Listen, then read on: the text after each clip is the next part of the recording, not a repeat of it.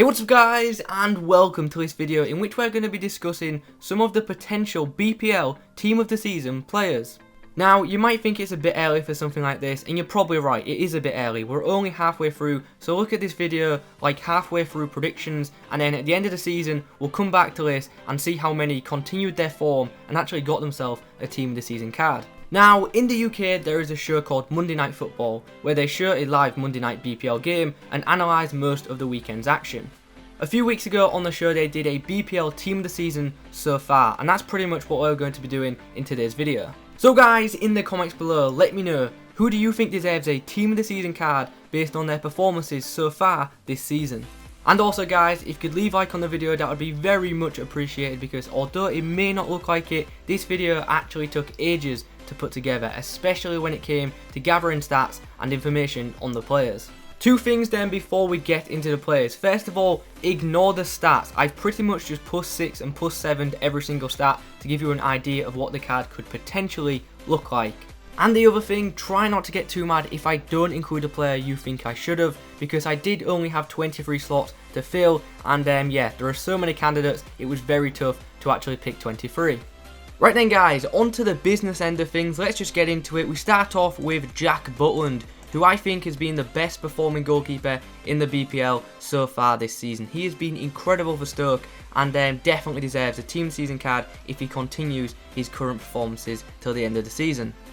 At right back, I have gone with Hector Bellerin, who, if he does get the Team of the Season card, I hope EA do give him 99 pace. Hasn't been as good as he was at the start of the season recently, but hopefully he'll pick up form again and will go on to get himself a Team of the Season card.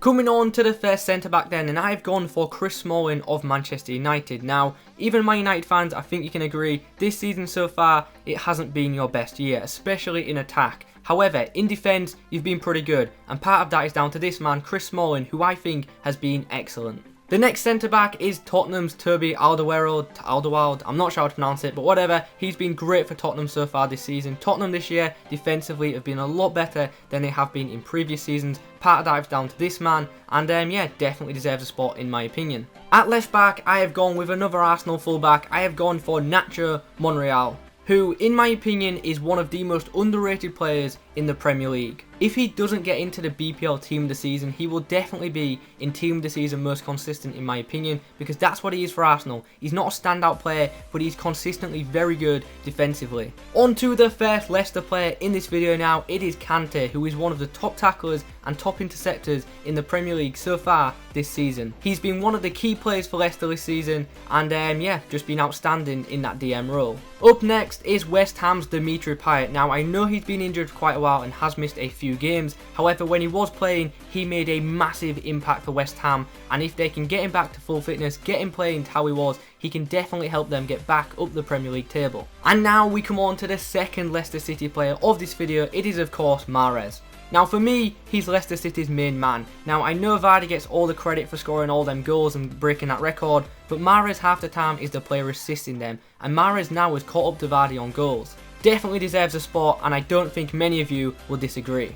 Kevin De Bruyne is up next. This guy obviously came from Wolfsburg after having an incredible season in the Bundesliga. He signed for Manchester City and he's continued that fine form, getting plenty of goals and plenty of assists, and he's just been fantastic for Manchester City so far. Now, I didn't know what position to put this card because he plays left mid, he plays cam, he plays right mid, so I didn't know what position. Let me know your thoughts in the comments. Next up is the Wizard, the assist king, Mesut Ozil. He's created more chances than any other player in the BPL this season. He's got the most assists with 16, and he's scored 3 goals as well. Awesome season he's having so far, and long may it continue.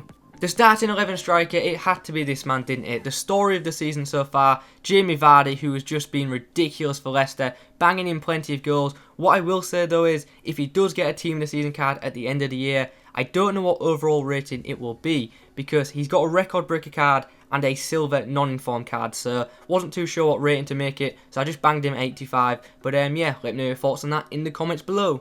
On to the bench then, and we're going to start off with a goalkeeper that might shock some of you. Gomes of Watford. Now, he actually has the joint most clean sheets in the league, and if Watford do stay up and finish well in this season's Premier League, then he could definitely warrant himself a Team of the Season card.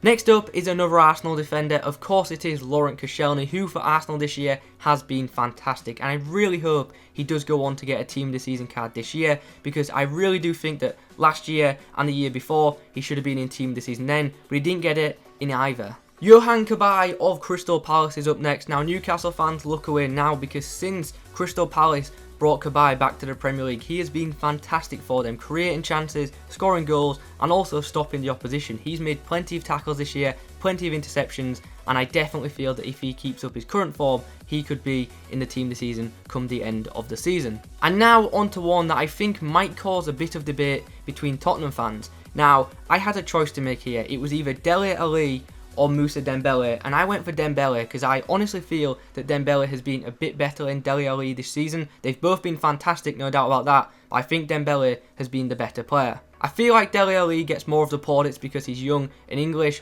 but I feel like Dembele definitely deserves a Team of the Season card this season so far because, yeah, he's just been awesome. On to Everton midfielder Ross Barkley now, who's got himself 6 goals and 7 assists so far this season. He's been a key part of the Everton team, and I just think he's having a great season so far. Ighalo of Watford is up next. He scored 14 goals and grabbed 2 assists so far. Him and Troy Deeney up front for Watford have been a brilliant duo, and a lot of defences have struggled against these two, and yeah, I just definitely think Ighalo deserves a spot. I'm amazed he hasn't got more informs than he already has on this year's FIFA. Talking of top scorers, Romelu Lukaku is up next. 15 goals and 4 assists so far for him this season. Absolutely ridiculous, and definitely up there with the best strikers in the league at the moment.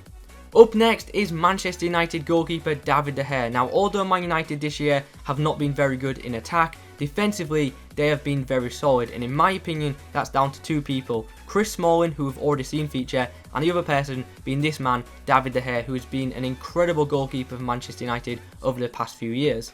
Van Dijk of Southampton is up next. Now, some of you might not agree with this one, but stats wise he has been one of the best defenders in the league so far, and he's also chipped in attack with 2 goals in 15 appearances for Southampton. Finally, we come on to a silver card, and I have gone for Robbie Brady. There will definitely be at least 1 silver card in the BPL team this season, and currently I think it could be this man. Moving on to Tottenham's star striker Harry Kane, who's got himself 11 goals and 1 assist so far this season. He didn't start off the season too well, but recently he's hit some form and has started putting the ball in the back of the net once more, and who knows what he will end on this season.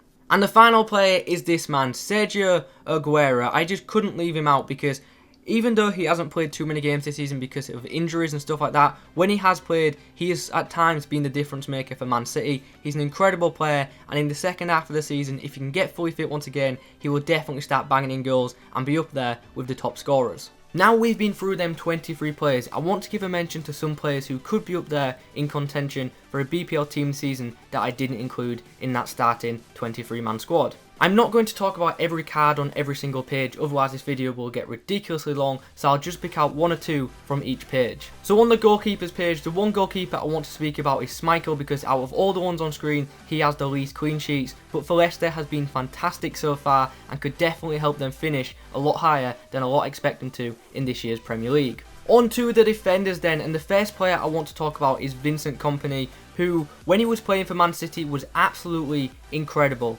However, he has missed 10 or 11 games for Man City so far due to injury, and that is why I didn't include him in the starting 23. However, in the second half of the season, if he stays fully fit, he will be a key part of Manchester City's team and definitely could be in with a shout of a Team of the Season card. Moving on to the midfielders then, where we have the likes of David Silva, Christian Eriksen, Coutinho and Dele Alli. Now, it was really hard to leave some of these guys out of my starting 23, but I feel that players like Ozil and Payet so far have impacted their clubs a lot more, so that's the reason I chose them.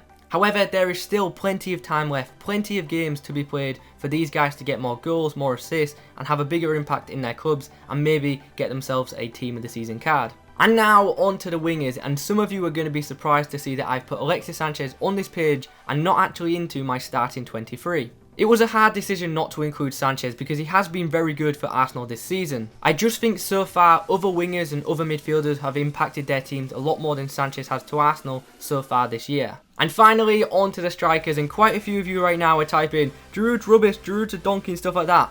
Giroud is very underrated in my opinion. Back to the goal, he's very good, he creates plenty of chances for Arsenal and his hold-up play is excellent. Yes, he can be wasteful at times, but recently he started scoring plenty more goals, and who knows, at the end of the season, he could be up there with the top scorers. And just quickly, I need to give a mention to Troy Deeney, who for Watford so far has been an absolute machine. This guy is a workhorse, he really is. He's so strong, and him and Ighalo for Watford up front are a great partnership. I would have liked to actually included both in my starting 23, but I just couldn't find space to include 2 Watford attackers. Anyway guys, we're coming to the end of the video now. I hope you have enjoyed this video. I know it's something a bit different, but hopefully you enjoyed it nevertheless. And if you have made it through this whole video, let me know in the comments. My voice is extremely annoying to listen to, and if you've listened to it for nearly 15 minutes, give yourself a massive pat on the back. Anyway guys, in the comments below, let me know who you think the best players in the BPL have been so far this season, and also if you leave a like on the video, that would be very much appreciated. Thanks for watching guys, have a good day, adios.